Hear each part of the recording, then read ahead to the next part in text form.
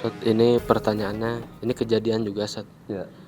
Eh, jadi ada orang itu, dia masalah keyakinan madhabnya itu netral, Ustaz, kemana aja. Jadi misalnya ada satu kasus,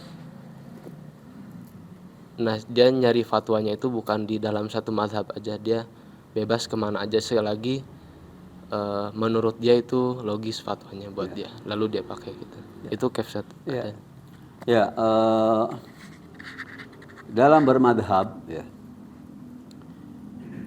dalam bersikap lah, ya, menentukan apa yang mesti kita lakukan, ya. Apakah harus atau boleh atau dianjurkan, dengan sikap kan, ya. Itu kan kalau dikaitkan dengan agama berarti harus punya dasar agamanya. Mengapa kita harus sholat?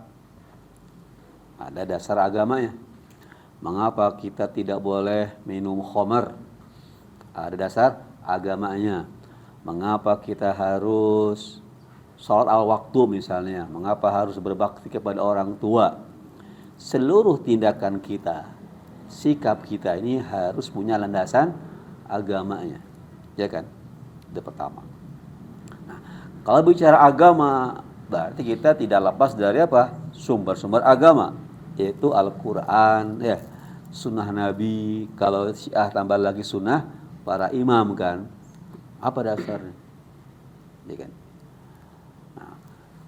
Sumber agama 3, Quran, sunnah Nabi, dan sunnah para imam Ahlul Bait untuk keyakinan orang Syiah. Nah, oleh karena Al-Quran, sunnah Nabi, dan sunnah imam itu sekarang sampai kepada kita dalam bentuk teks tulisan, ya kan, tulisan, Quran tulisan, ya kan? Nabi, sunnah Nabi dalam bentuk tulisan dalam kitab-kitab hadis, ya kan? Nah, untuk memahami Al-Quran, memahami hadis, perlu ilmu nggak? Perlu ilmu kan? Tidak asal-asalan. Harus menguasai bahasa Arab, ya, menguasai istilah-istilah usul fikih, umum, khusus, mutlak. Karena teks itu banyak, beragam, macam-macam. Apalagi sunnah Nabi sampai kepada kita dalam bentuk kitab-kitab. Kalau di Syiah ada Al-Kafi, di Sunni ada Al-Bukhari. Terkadang teksnya itu bertentangan, berarti perlu apa? Ilmu kan? Ya kan? Perlu ilmu kan? Berarti orang ketika untuk menentukan sebuah sikap yang harus punya landasan agama, berarti harus menguasai apa? Ilmu-ilmu yang menjadi bekal dia untuk memahami teks-teks agama. Enggak pakai semata, wah, kata Anda punya logikanya enaknya begini, nggak bisa begitu. Kalau kita bicara agama, ya. Nah, kalau kita bicara agama, ya terserah. Saya mau begini, apa asal agamanya? Nggak pakai logika aja lah. Itu berarti jangan bicara masalah madhab. Itu ilmu apa? Terserah maunya dia, cocok-cocokan dianya. Ini kalau bicara begitu, ya jangan bicara agama.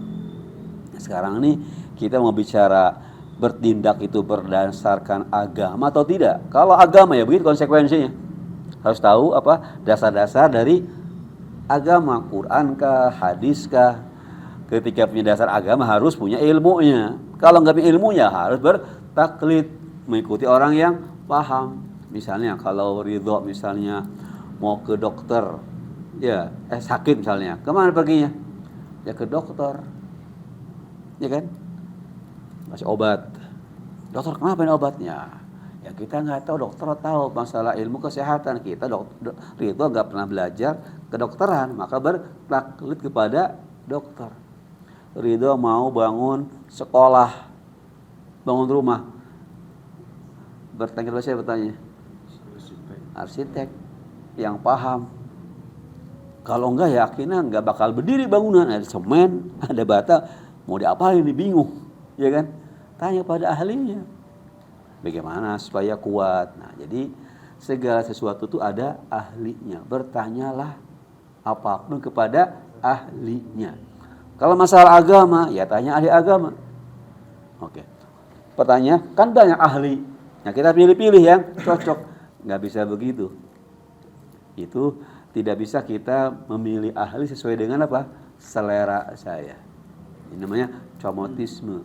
Cocok, akhirnya mengambil sesuai dengan yang cocok saya aja lah. Nggak bisa begitu. Nah, jadi kita ini ketika memilih satu ulama yang kita rujuk, harus tahu ini rujuknya ahlinya. Ya sudah, kita percayakan segala urusan agama kita kepada orang ini. Cocok nggak cocok ya terima aja, karena percaya kredibilitasnya. Kalau kita tidak berdasarnya, ya saya nggak punya madhab, bebas aja lah.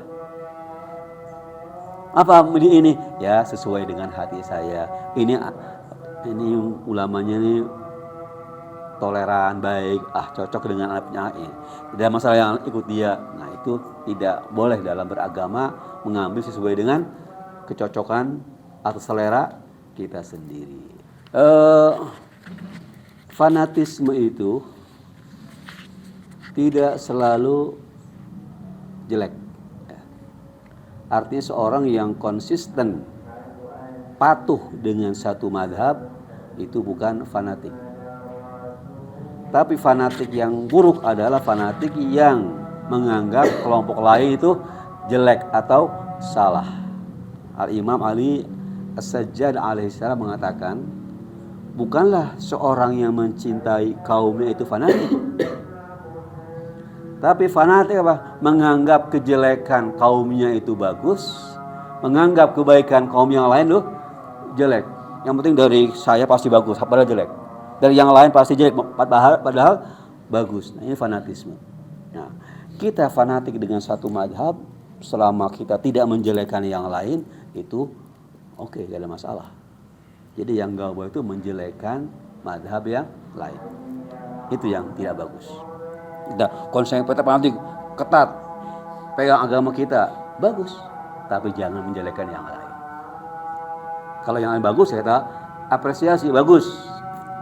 Jadi tidak boleh menutup mata kebaikan dari kelompok yang lain. Nah, kemudian apakah bermadhab menjamin masuk surga? Nah, masalah surga itu urusan Allah Subhanahu wa Ta'ala. Kita nggak tahu. Surga itu milik Allah. Siapa di antara kita yang surga? Wallahu a'lam. Tapi kita berusaha berbuat kebaikan. Kita berusaha menyembah Allah. Tapi bagaimana? Wallahu a'lam. Ada orang yang tidak taat ke neraka. Wallahu a'lam. Kita lihat lahirnya jelek, tapi mungkin hatinya baik. Mungkin ke surga, mungkin aja. Kita nggak tahu. Nah, urusan surga itu urusan Allah. Bukan kita punya hak menentukan. Tapi kita wajib mencari kebenaran dan melakukan kebaikan yang penting. Tidak usah peduli dengan orang lain. Ini kita bagaimana saya menjadi orang yang benar dan orang baik. Ini paling penting. Jangan melihat yang lain.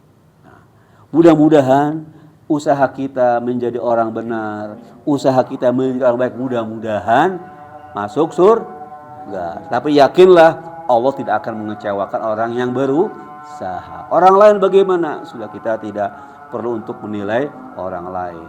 Allah yang maha tahu. Tapi yang penting kita harus menyibukkan diri menjadi orang yang benar dan orang yang baik. Dan yakinlah kalau kita benar baik, Allah pasti memasukkan kita ke dalam surga.